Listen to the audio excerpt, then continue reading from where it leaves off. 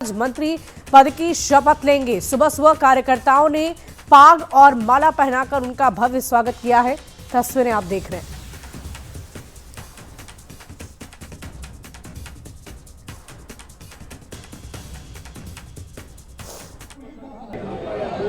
इस जिम्मेदारी के लिए तो हम अपने नेता नीतीश कुमार जी के प्रति आभार प्रकट करते हैं, क्योंकि आज जो भी पद हमें मिलने वाला है ये श्री नीतीश कुमार जी के विश्वास के कारण ही ये पद मिल रहा है। और जैसे नीतीश कुमार जी के साथ मिलके हम लोगों ने ईमानदारी से बिहार के लोगों की सेवा की है।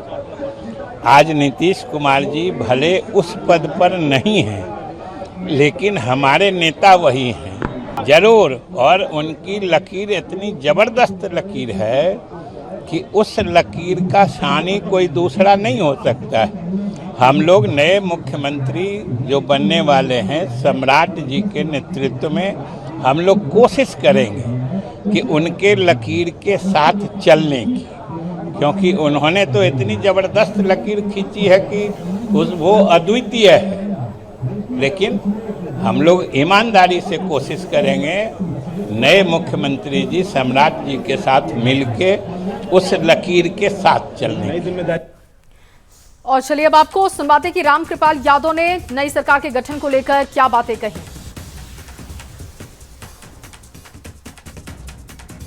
तो ये तस्वीरें आपको दिखा रहे हैं, ये नितिन नवीन के आवास की तस्वीर है। जेपी नड्डा को आप देख रहे हैं, ये पूर्व राष्ट्रीय अध्यक्ष भी रह चुके हैं और मौजूदा राष्ट्रीय अध्यक्ष भी ठीक उनके बगल में। यहां पर अब इंतजार किया जा रहा है लोक भवन पहुंचने का, क्योंकि लोक भवन में आज शपथ ग्रहण का कार्यक्रम होगा। सम्राट चौधरी शपथ ग्रहण करने वाले हैं और उससे पहले की सियासी घटनाक्रम जो तस्वीरें सामने आ रही हैं वो सब कुछ आप तक पहुंचा रहे हैं। देश के पूर्व मुख्यमंत्री और देश के बड़े नेता नीतीश कुमार जी ने कल पद त्यागा है। पूरा बिहार मर्माहत है। उन्होंने बिहार के लिए 2005 के बाद बिहार जो अंधकार में था उसको रोशनी में लाने का काम किया। अपने क्षमता और विवेक का उपयोग करके प्रतिबद्धता के साथ बिहार को बहुत ऊंचाइयों पर ले जाने में महत्वपूर्ण भूमिका अदा की है। मैं समझता हूं कि बिहार कभी उनको भूलेगा नहीं। और देखिए, रामकृपाल यादव को आप सुन रहे थे, जिन्होंने नीतीश कुमार की तारीफ की है और कहा है कि जिस तरीके से उन्होंने बिहार को अंधेरे से रोशनी में लाया वो काबिले तारीफ है। और लगातार हम रिएक्शन ले रहे हैं। बीजेपी प्रवक्ता प्रीति शेखर हमारे साथ जुड़ी हुई है। प्रीति जी, ये बीजेपी के लिए कितनी बड़ी उपलब्धि के तौर पर आप इसे देखती हैं कि दशकों बाद बीजेपी बिहार में लीड करने जा रही है, बिहार की सत्ता चलाने वाली है? बिल्कुल, अगर बिहार बीजेपी की बात करूं तो निश्चित तौर पर ये बिहार के एक एक आम कार्यकर्ताओं के लिए, भारतीय जनता पार्टी को सिंचित करने वाले, इसको आगे बढ़ाने वाले सभी कार्यकर्ताओं के लिए आज गर्व का विषय है। लेकिन दूसरा विषय यह भी है कि पूरे देश में भारतीय जनता पार्टी के नेतृत्व में एनडीए की सरकार चले या हमारे एनडीए सहयोगी दल के किसी नेता के नेतृत्व में एनडीए की सरकार चले, हमारा संकल्प एक ही है, हमारा लक्ष्य एक ही है, सुशासन की सरकार को स्थापित करना। और उसमें यदि भारतीय जनता पार्टी का फेस हो या किसी अन्य दल का फेस हो या बिहार के संदर्भ की बात करूं तो इतने दिनों तक हम कभी, हमारी सीटें ज्यादा भी थी तो भी जो हमारा संकल्प था, हमारा जो कमिटमेंट, संकल्प आपका यही है कि नीतीश कुमार के जो एजेंडे हैं उस पर आपका फोकस होगा और उसी को लेकर आप लोग आगे बढ़ेंगे। ठीक है, आरजेडी का भी रिएक्शन ले लेते हैं। अरुण जी लगातार हमारे साथ बने हुए हैं। अरुण जी, क्योंकि आप अपनी बात उस समय पूरी नहीं कर पाए थे, आप कह रहे थे कि आरजेडी से सम्राट चौधरी का नाता रहा है और इसी वजह से वो जुझारू नेता है, मतलब क्रेडिट लेने की कोशिश। नहीं, क्रेडिट नहीं, मेरे कहने का मतलब था कि आदरणीय लालू यादव जी के पाठशाला के वो विद्यार्थी रहे हैं। आदरणीय राबड़ी देवी जी के मंत्रिमंडल में वो मंत्री बने, फिर 2010 में सचेतक बनाया गया, तो उत्पत्ति उनकी वहां से हुई है।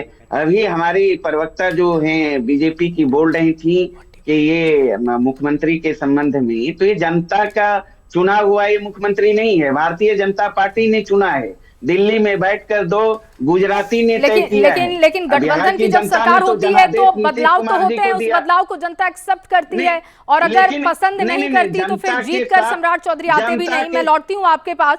महावीर मंदिर से शैलेंद्र हमारे साथ जुड़ चुके हैं, क्योंकि यहाँ पर भी कहा जा रहा है कि तमाम नेता पहुंचेंगे। शैलेंद्र, क्या अपडेट है, क्या तस्वीरें हैं, बताइएगा विस्तार से। और आनंद का रुख कर लेते हैं। आनंद भी लगातार ग्राउंड पर बने हुए हैं। आनंद, वहां जहां पर आप मौजूद हैं वहां से क्या अपडेट है, बताइएगा। जेपी नड्डा, नितिन नवीन, हर कोई बैठ के साथ में बातचीत कर रहा है। अब आगे यहां से क्या कार्यक्रम है, क्या बताया जा रहा है? देखिए, अब बंद कमरे में अभी इस वक्त नितिन नवीन हैं, बीजेपी के राष्ट्रीय अध्यक्ष जेपी नड्डा जो बीजेपी के पूर्व राष्ट्रीय अध्यक्ष हैं और भारत सरकार के केंद्रीय मंत्री भी हैं, अंदर मौजूद हैं, और उनके साथ संजय मयूख भी मौजूद हैं और बीजेपी के कुछ और भी नेता मौजूद हैं। अब कुछ देर के बाद लगभग 10:30 बजे के आसपास यहाँ से रवानगी होगी, और 10:50 में चूँकि शपथ ग्रहण समारोह है, उसके पहले यहाँ बड़ी संख्या में कार्यकर्ता भी जुट चुके हैं। और जाहिर तौर पे आज का दिन बीजेपी के लिए बेहद खास है, क्योंकि बीजेपी के मुख्यमंत्री के तौर पे सम्राट चौधरी आज मुख्यमंत्री पद की शपथ लेंगे, तो जाहिर तौर पे आज का दिन बेहद खास हो जाता है। आपके पीछे बहुत सारे कार्यकर्ता नजर आ रहे हैं, जरा उनसे बातचीत कीजिए, कितना उत्साह है अब, क्योंकि वक्त बहुत कम रह गया है शपथ में। बिल्कुल बिल्कुल, कैसा लग रहा है आज का दिन, कितना उत्साह वाला है आप लोगों के लिए? बहुत खुशी का पल है हम लोगों के बीच में। सम्राट चौधरी जी मुख्यमंत्री बने हैं, बेहतर भविष्य में उनके तरफ से बेहतर काम किया जाएगा, यही शुभकामना हम लोग देते हैं। जी, आज का दिन ऐतिहासिक दिन है, जिसके लिए हम लोग संघर्ष लड़ाई कर रहे थे। आज भारतीय जनता पार्टी के लिए ऐतिहासिक दिन है। आगे बिहार में और तीव्र गति से काम हो गया। कार्यकर्ताओं का उत्साह, जोश आज देखने के लिए मिल रहा है। तो हमें काफी उत्साह दिख रहा है नहीं? जो हम लोग जो जय श्री राम के नारों के साथ जो आए थे, आज भारतीय जनता पार्टी ने वह स्थापित कर दिया है। माननीय सम्राट जी का बनना हम सभी कार्यकर्ताओं के लिए गर्व की बात है। जय जय श्री राम, जय सम्राट, जय सम्राट। हम सभी कार्यकर्ताओं के लिए आज गौरव का दिन है। सम्राट चौधरी जी का मुख्यमंत्री के रूप में शपथ लेना आज हम सभी कार्यकर्ताओं को गौरवान्वित करने वाला पल है। हम अपने आदरणीय राष्ट्रीय अध्यक्ष श्री नितिन नवीन जी का हार्दिक आभार व्यक्त करते हैं। मैसेज दिया जा रहा है, कार्यकर्ता भी ये कह रहे हैं कि वो खुश हैं इस फैसले से। जनता खुश, कार्यकर्ता खुश, तो फिर सब कुछ बेहतर ही होगा। 2 वरिष्ठ पत्रकार भी लगातार हमारे साथ बने हुए हैं। रमाकांत जी, क्योंकि अब तक जहां पर भी बीजेपी की सरकार है, लगभग 16 राज्यों में संभवतः बीजेपी खुद लीड कर रही है, उनका खुद का सीएम है, बिहार 17वां हो गया। ये एक सरप्राइजिंग फैक्टर जो कि बीजेपी दिखाती रही है कि जो आप सोच रहे हैं उससे बिल्कुल अलग, पत्रकार भी जो सोच रहे हैं उससे भी अलग कर देती है बीजेपी।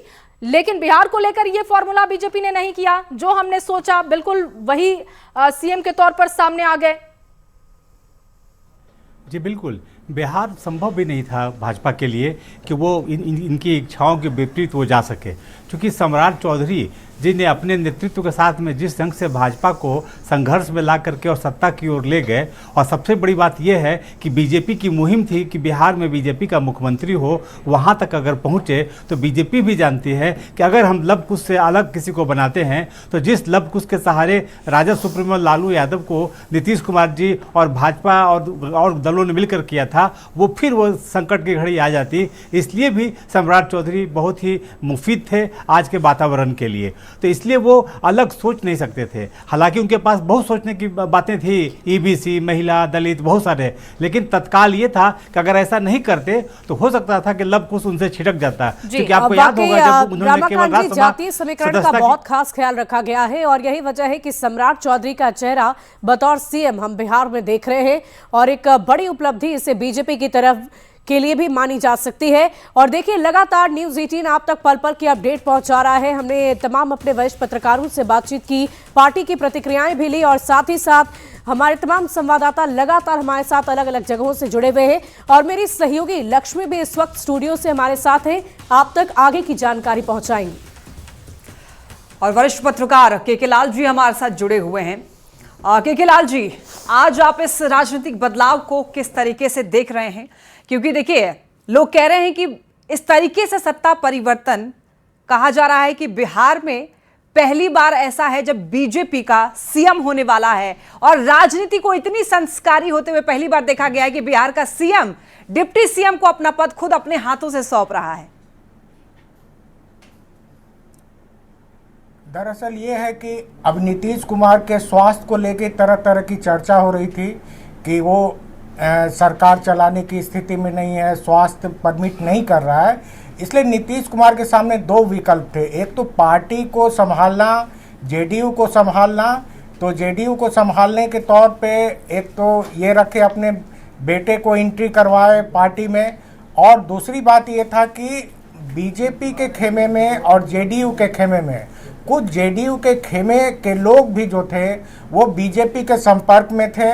बीजेपी में भी कुछ विक्षुब्ध लोग थे, वो एक अलग तरह का सियासी समीकरण बनाने की कोशिश में जुटे हुए थे। तो नीतीश कुमार ने इस बात का अनुमान लगाया कि यदि इस समय अगर सत्ता हम परिवर्तन नहीं करते हैं, अगर मुख्यमंत्री पद नहीं देते हैं, तो वो स्थिति, उनकी मानसिक स्थिति वैसी नहीं थी कि वो सारा कमान संभाल सकते थे। तो पार्टी के लिए जैसे पार्टी में उठा कि पार्टी का नेतृत्व अगर नीतीश कुमार नहीं संभालेंगे